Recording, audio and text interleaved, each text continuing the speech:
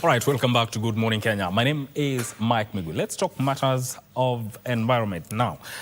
The World Health Organization estimates that every year we lose around 7 million people due to matters that regard air pollution. Now, when you come to a city like Nairobi, where residents continue to raise concerns about traffic emissions, open waste burning, industrial pollution, that becomes a very important conversation that needs to be addressed. And recently, the Nairobi County did launch the Nairobi Air Quality Plan that promises to tackle these challenges. So we are going to take a deep dive and see if it means what it promises. And for that conversation, on my far left, I am joined by Dr. Godwin Opinde.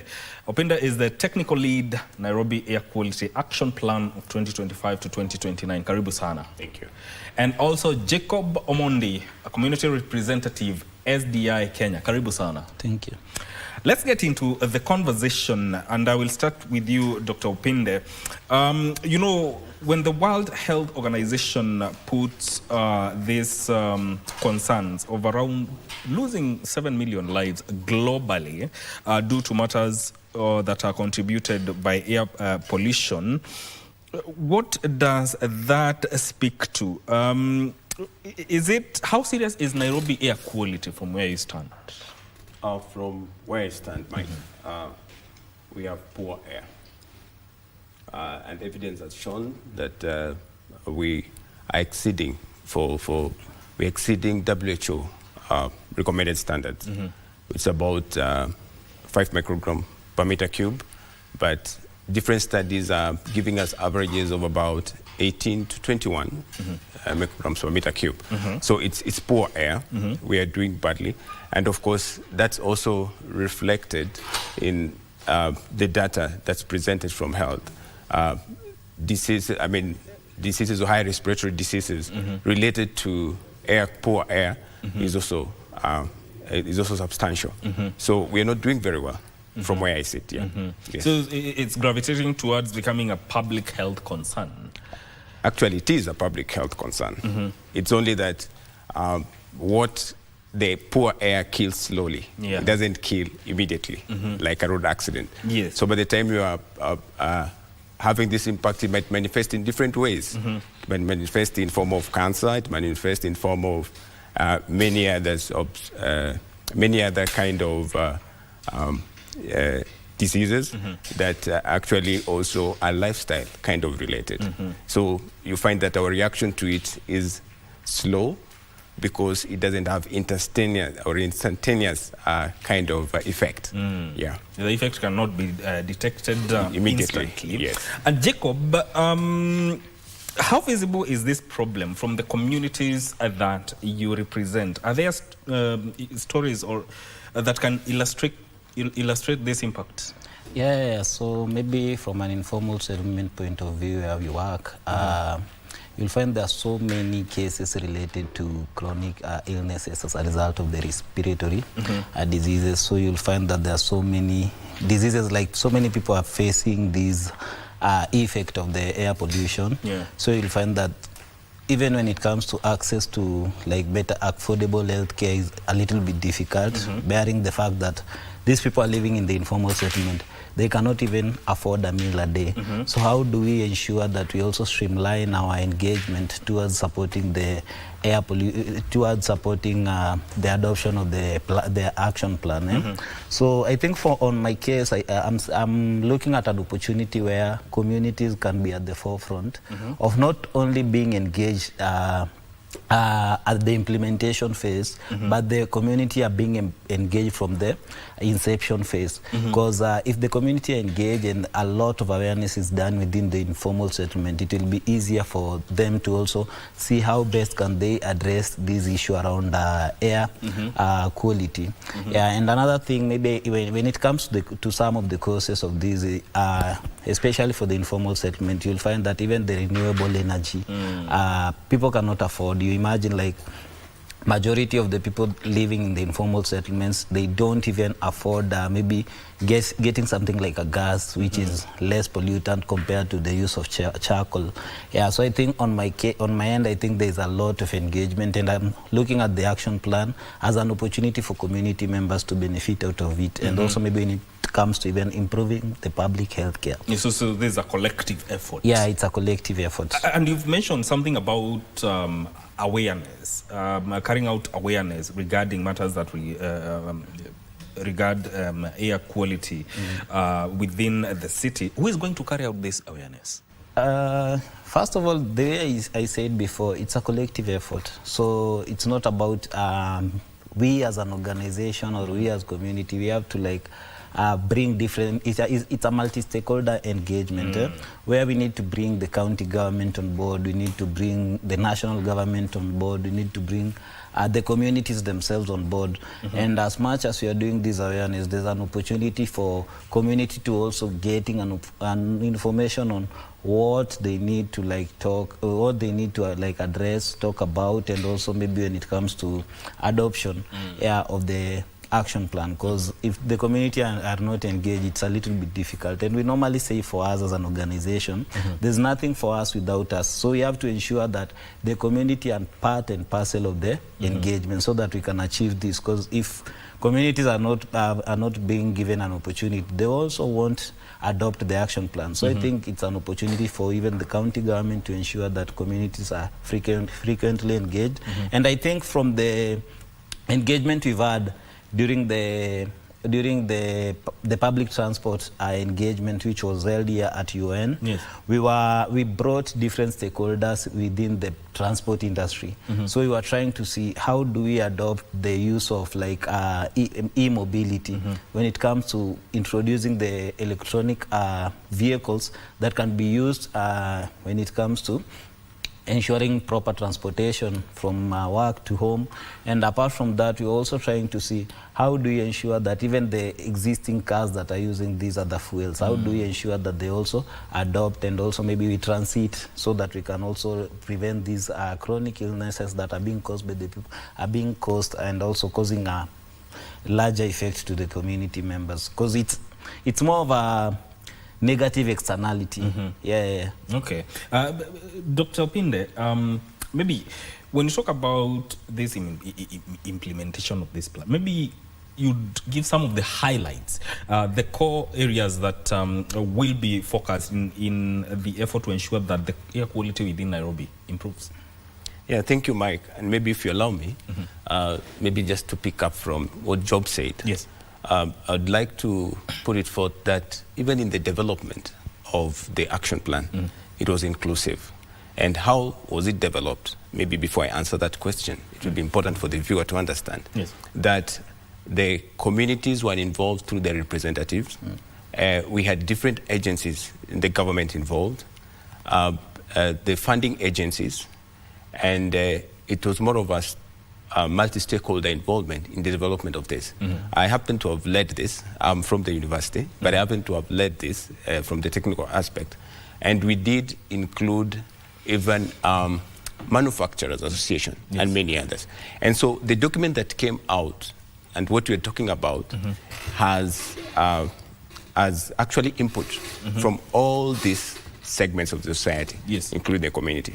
And now regards to how then key areas that are to be implemented, which of course came up in all discourse to come up with this. One was on the area of data infrastructure. How can you measure? How can you actually act on something that you can't measure?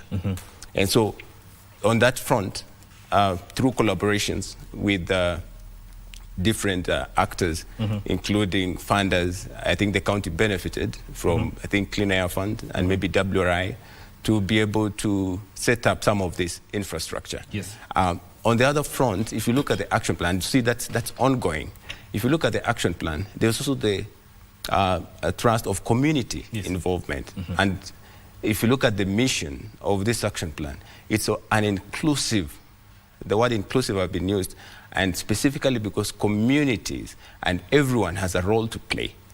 So then, for the community segment involvement and awareness, for different set of communities, from those in low dense income areas to communities of drivers, to communities of those maybe in the upper class, wherever, have to be involved in one or the other through awareness creation. Yes.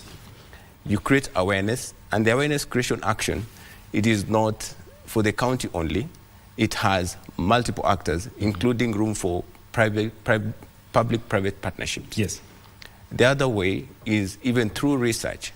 And the research should be an action-oriented research where community participating research. You see, if the community member is involved in measuring air and he sees what is happening with it, then you link that to his impact on health, and they can relate with it.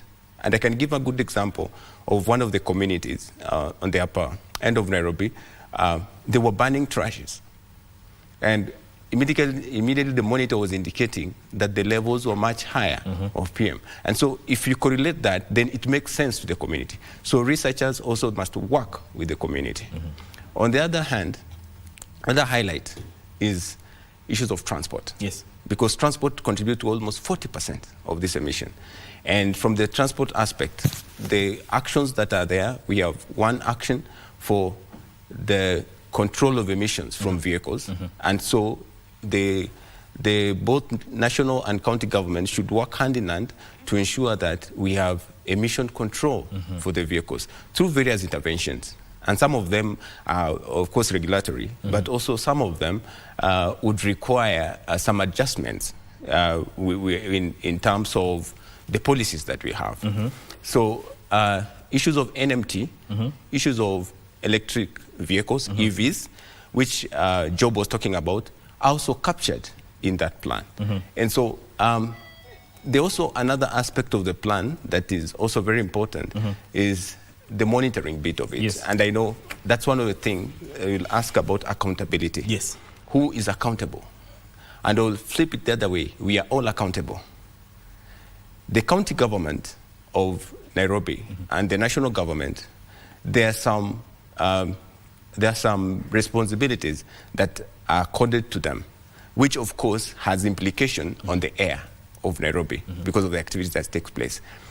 The communities where we come from, the activities we undertake, which is actually contributing to the poor air. So it's a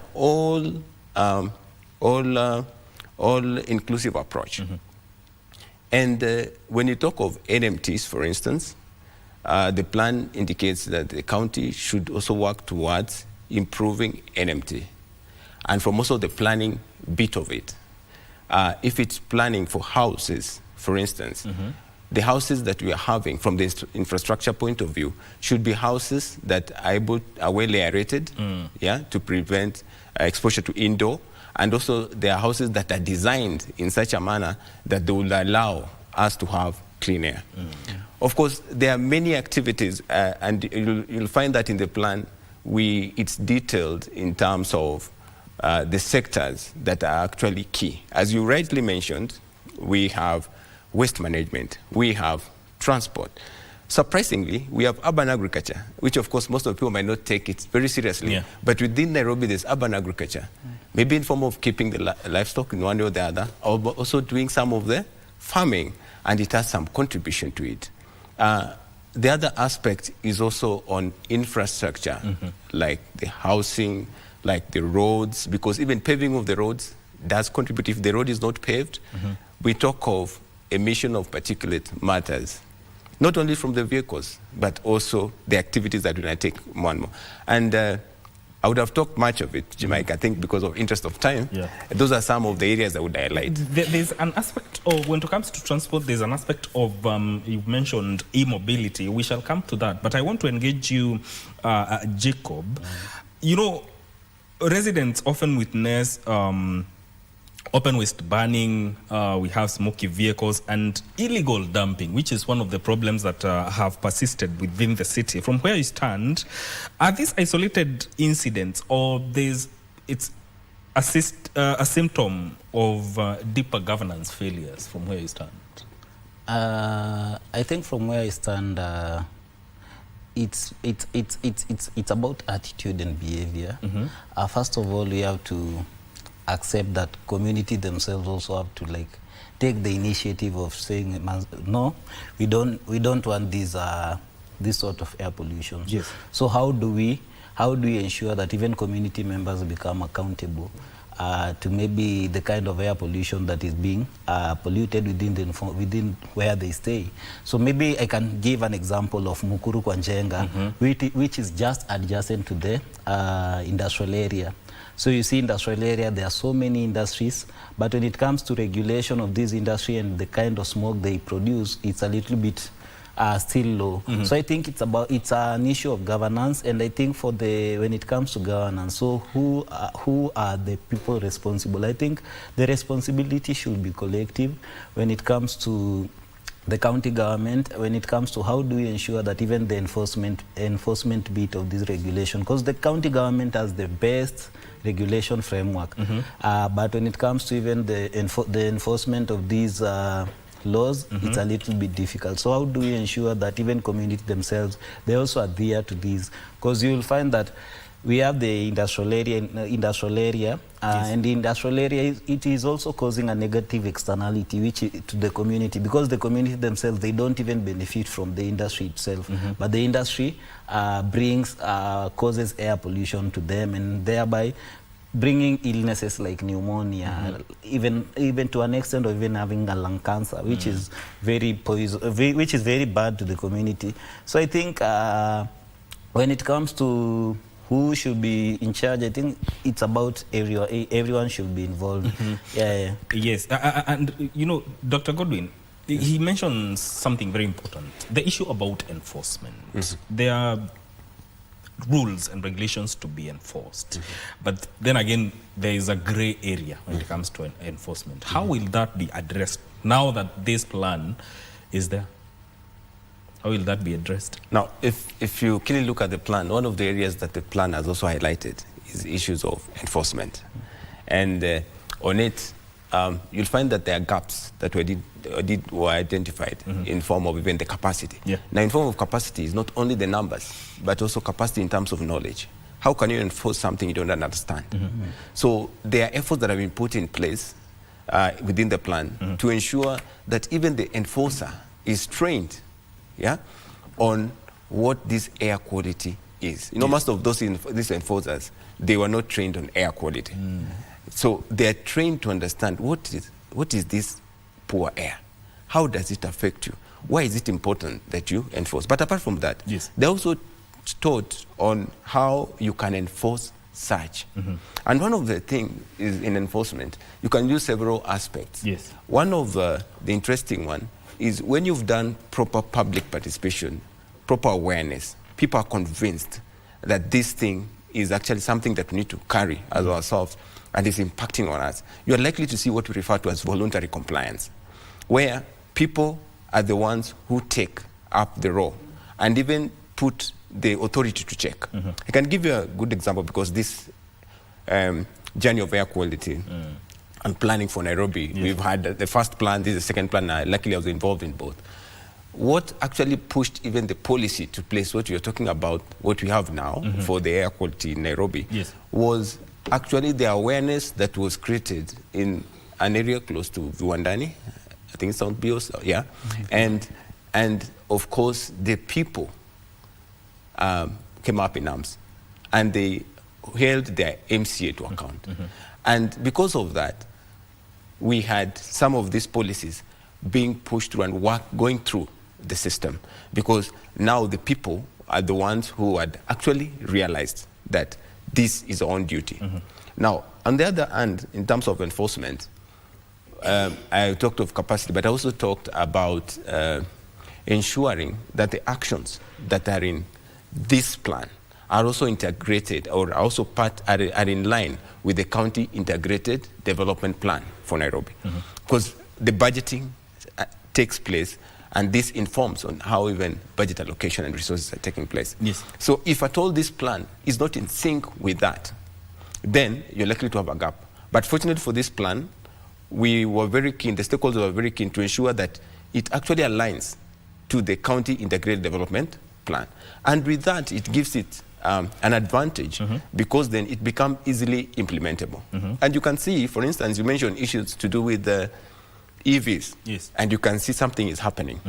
I'll bet you'll ask how effective it is. Not even its effectiveness, but there's an aim of reducing emissions. Yes. And the issue of electric mobility is a very important issue. So my question to you here is, how are you roping in the national government to ensure that the adaptation of electric mobility is seamless, especially within the city?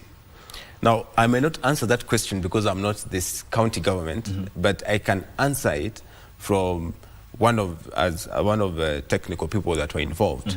How did we ensure that that would work? Because if you look at some of the actions within the plan, uses deliberate words such as collaborate with the national government or specific ministry to ensure that this action is undertaken. Okay? And through having such, then they are measured at the end. And when such is put in the plan, and they have a good working framework, and I can give example of one of the good things that happened for Nairobi in terms of air quality is having the Nairobi Air Quality Working Group, which brings in civil society, national government, NEMA is in it, we have universities like us, we're in it, and many other stakeholders. And through this platform, then we are able to engage. And so it also give it a robust kind of way to have that coordination. So the national government coordinates with the county government, as much as they work on the policy issue, but sometimes on the implementation is the county government. So that clear framework is very, very important.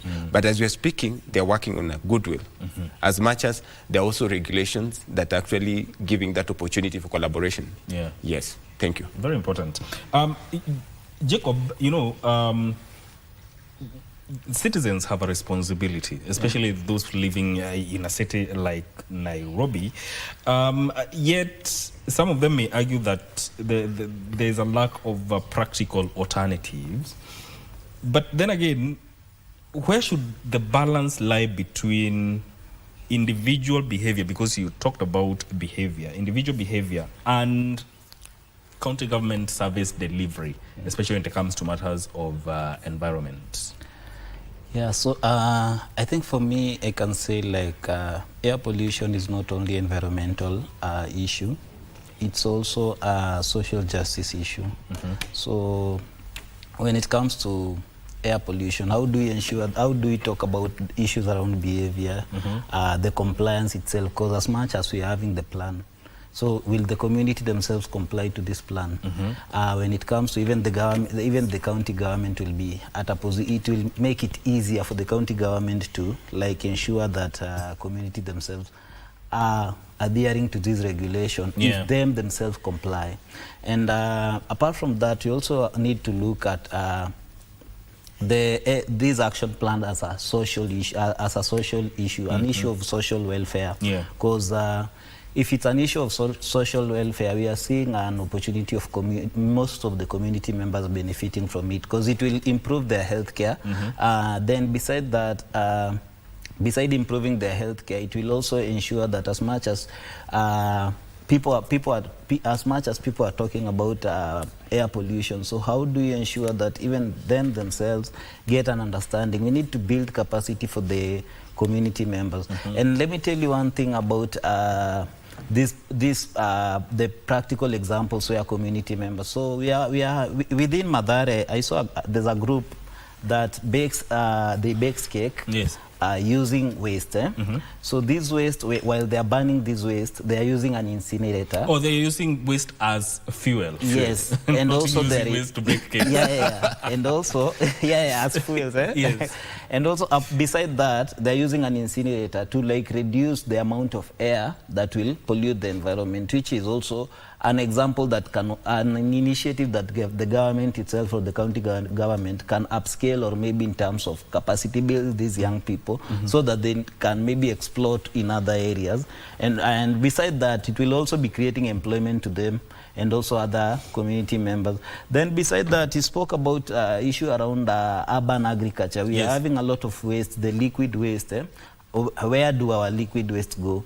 So how do you ensure that even the organic waste that is coming from that from the household, how do you ensure that it also helps in planting trees or planting like food crops, so that it can also bring better air within the community. So I think the community is also ready and willing, and we have like practical example of some of the initiative, the introduction of hydroponics. In terms of they are using this hydroponics farming as an urban farming to like produce food. So how do you upscale some of these projects so that you can also have like a cross-pollination, and whenever we want to like food, it will be easier. When it comes to addressing even issues around food security, it will be easier for the community themselves. So I think the government should just upscale the existing projects that are ready to address air pollution within the informal settlement. And that will make a great impact. And Dr. Opinde, when you look at evidence, transport, as you put it, also there's industry and waste burning, including household fuels. They are major pollutants.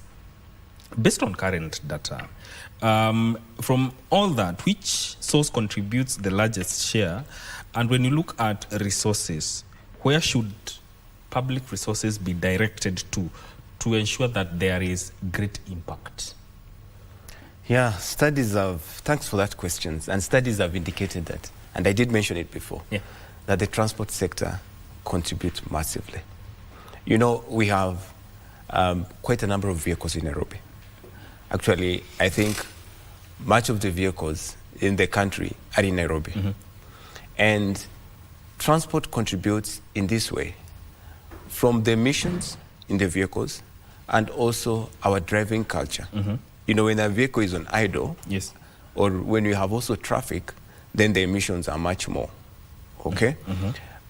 Transport also contributes, I mean, if you were to put our resources, and I can see government is working towards that direction, we should, one of the areas that we should work on is the transport, then followed by waste.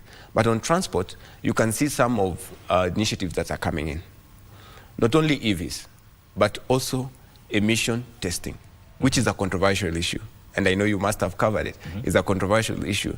You want the standards to kick in, but the public perception is maybe the government wants to make money from it. They're not looking at it from, it is saving me from a health issue. So there is that aspect also.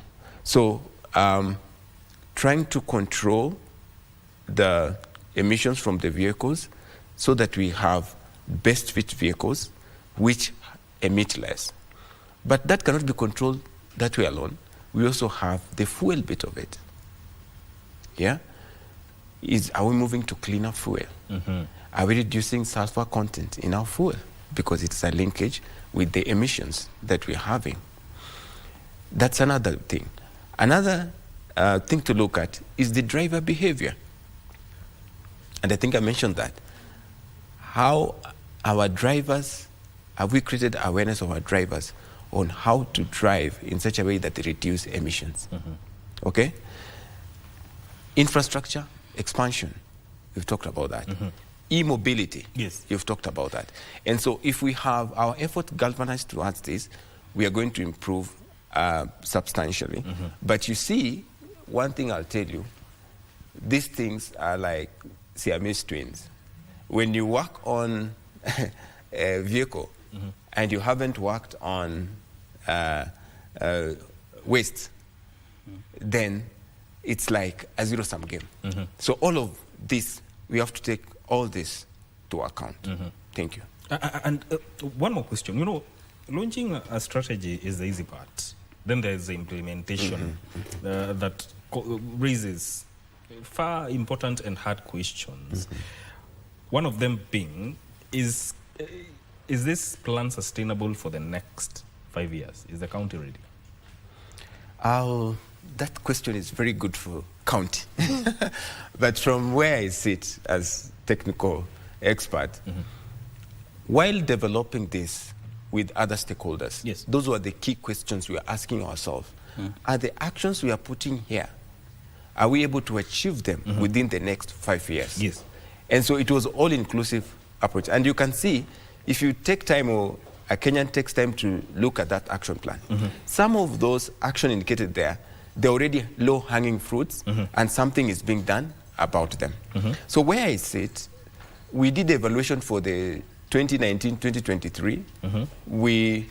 The implementation was about like 50%. We're not very, very good. Yes. And that led to the launch of this. And we're looking at the end, 2029, when we measure, how far will we have gone? But from where I sit now, look at it externally, I see there's some processes taking place.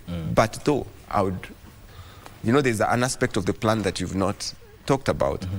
Plan is political. It requires political leadership. As much as it did indicate clearly that it's also social and issues of fairness and justice come in. So if the community is disinformed through politicking, then what's likely to happen, it becomes a disadvantage to them, and the plan doesn't work. And one thing I would want to say here, clear, that the plan is Nairobi City County Air Quality Action Plan. It is not Nairobi City County Government Air Quality Action Plan. It is for anybody and everyone who stays in Nairobi. So if we get that concept clearly, then it's not going to be a government thing, but mine. And when we come from that perspective and community understands that, then we are going to have success in some of the low-hanging fruits, including awareness. And one of the good things with the awareness is that with this plan, it opened the room for involvement of different players. I can give an history from the first one. It became like a shopping basket. Now, when you talk of having finances, such as WRI, Clean Air Funds, and many others coming in to help the county, it came because there was an initial plan, which actually showed this gap. For researchers, this plan, they can also pick issues from this plan to be able to write grants and funds, which can also help the county. The communities and CBOs can use this plan to be able to justify some of the funding proposal that they're putting in to help the community. And so if we look at it from the whole aspect approach, holistic approach, then this plan will be good for us in the next 5 years. And the next question we'll be asking ourselves, after 2029, how much of it have we achieved? But that, the measure of that will largely play between, one, the understanding of the community in Nairobi, two, the politics within it, and three, the economics around the implementation of these actions. Because there's an economic aspect towards the implementation of some of these actions. Then how then do we turn it the other way around so that when we are costing, we see that it's more beneficial than the cost that we see we are being barred from. You see, when I tell you, move from this source of fuel, go to this, you feel like, I'm going to lose, this is more expensive or something. So there's also the fiscal policy within the country that will also, is very key to help this plan succeed. Thank you. Very important. And I'll ask this question, and I'll take it as your closing remarks.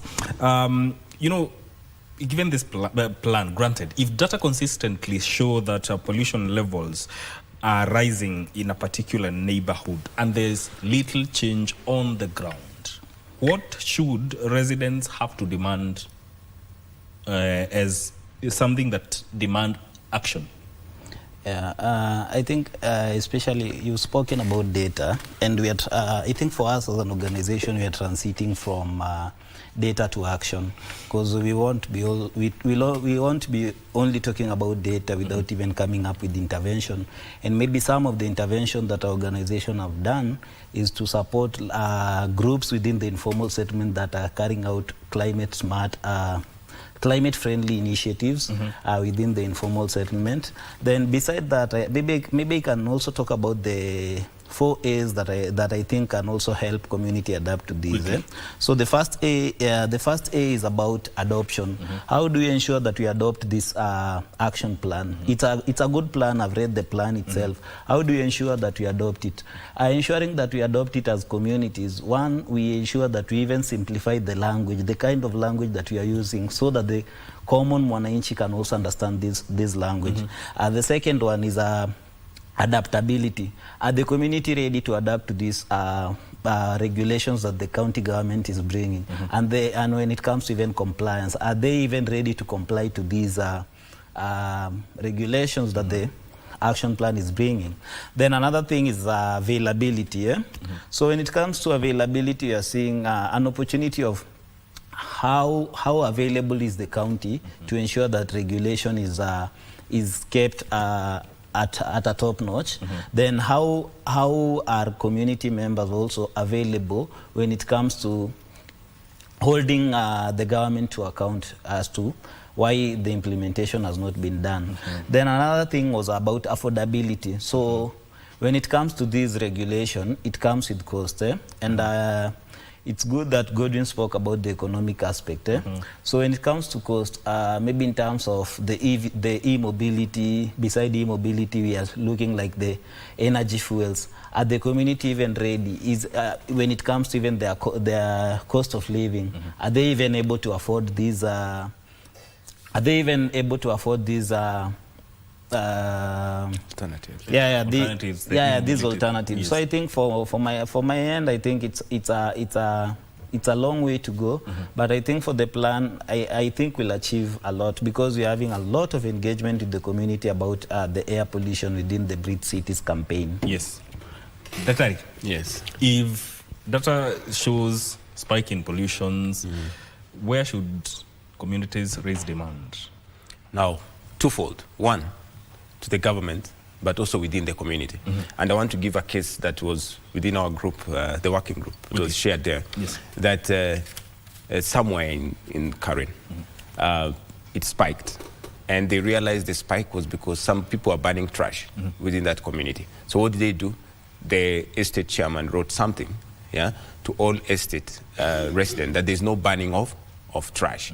You see, that's an immediate action that does not require county government, but you can work on it from there. So twofold, the way I've said it. Both the government, but the community, us ourselves. Yes. Yes, thank you. So it starts with the person, with the community. Yes, yes. Thank you so much, gentlemen, for coming and talking about implementation of the Nairobi Air Quality Action Plan. This conversation ends now. Thank you for tuning in. My name is Mike Migwe. Vivian Degwa is up next with Women at the Forefront. Stay with us.